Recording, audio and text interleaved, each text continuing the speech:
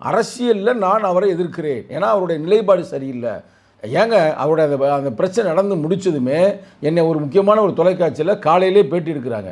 அதில் நான் முத சொன்னது யார், இதுக்கு முதல் குற்றவாளியே யார், விஜய் அவர்கள் தான்.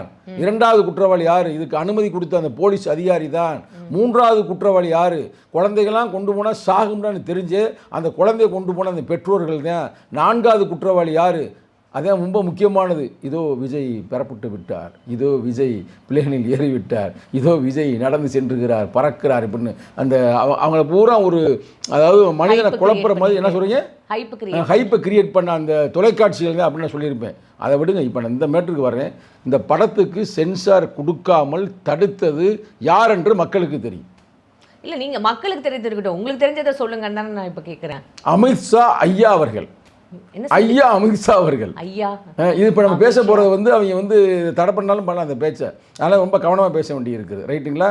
அமித்ஷா ஐயா அவர்கள் டக்கலா பாய், அவர் தான் மோட்டா பாய், ரைட்டா? அவர் தான் அதை